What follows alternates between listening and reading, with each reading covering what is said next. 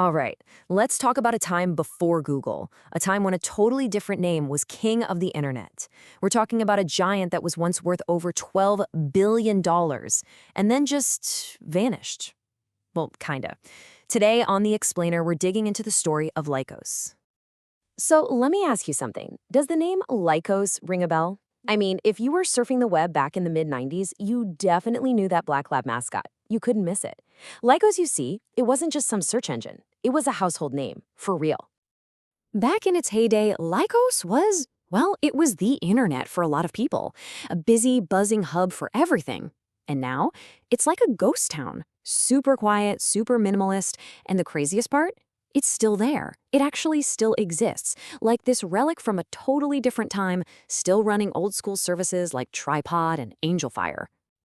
So you gotta wonder, how does that happen? How does a company worth billions basically become a whisper on the web? Well, that's what we're here to unpack. It's the story of one of the most incredible rises and maybe the most dramatic fall in internet history. Okay, so let's rewind. To really get this story, we've got to go back to the very beginning. And nope, this isn't your classic Silicon Valley garage startup story.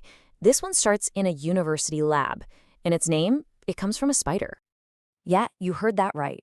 Lycos is short for Lycosidae, which is the Latin family name for wolf spiders. Pretty cool, huh? The founder, Michael Malden, picked it back in '94 at Carnegie Mellon. He thought it was perfect for what he was trying to build, something that could, go out and fetch information from all corners of the massive growing web. And let me tell you, the growth was just insane. We're talking astronomical. Once a guy named Bob Davis came on as CEO, it went from just a research project to a publicly traded company in less than 2 years. 2 years.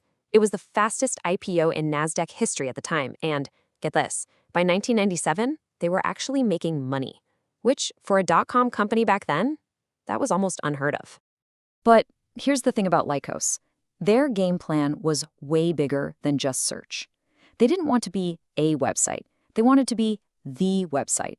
The idea was to become a web portal, the internet's front door, the very first place you'd go when you logged on. They'd have your news, your email, communities, the whole shebang. They were betting that you'd want everything in one spot. And to make that happen, Lycos basically went on a crazy shopping spree. They started buying up everything. They snagged tripods so you could build your own homepage. They bought Whoware, which was like an online phone book. They even bought Wired Digital, which came with another big search engine, Hotbot. They were aggressively piecing together this massive online empire. And you know what? It totally worked. By April of 1999, more than half of everyone on the internet in the US was visiting a Lycos site. That meant they were even bigger than their biggest rival, Yahoo. I mean, they were literally on top of the world.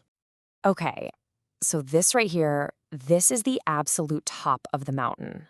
But they were standing right at the edge of a cliff. Because this is where the story takes a sharp turn. From an amazing tech success story to a wild cautionary tale about the dot-com bubble. So, picture this. It's the year 2000. The dot-com bubble is just completely inflated. Everybody wants a piece of the internet. The market was in a total frenzy. You had companies with zero profits being valued at billions and billions of dollars. It was pure, what's the famous phrase? Irrational exuberance. And right in the middle of all this madness, a Spanish telecom giant called Terra Networks looks across the ocean and sees Lycos. And they think, that's it. That's our golden ticket into the American market.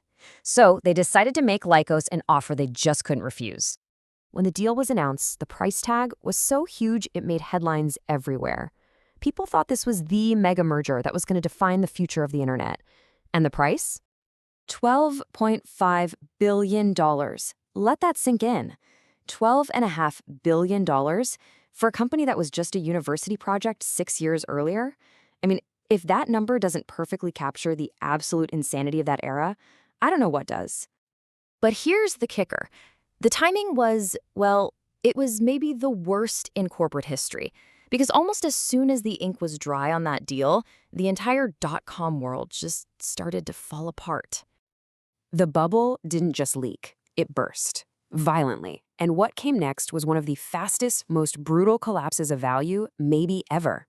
The market just turned on a dime, investors panicked, and all those high-flying internet stocks, they went into an absolute freefall.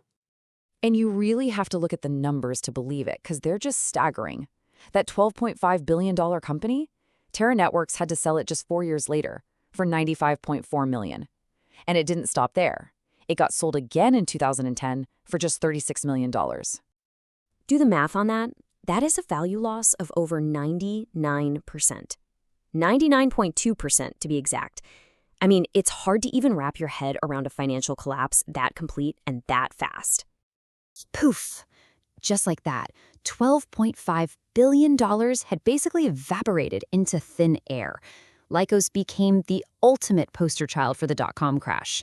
It was the perfect symbol of huge ambition running headfirst into a brick wall of market reality. So, okay, after a crash and burn like that, you'd think Lycos would be totally gone, right? Just another name in the internet graveyard. But this is where the story gets its final, kind of weird twist.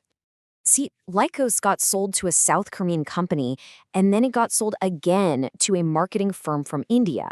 It just kept getting passed around, but somehow, through all of that chaos, it managed to keep the lights on.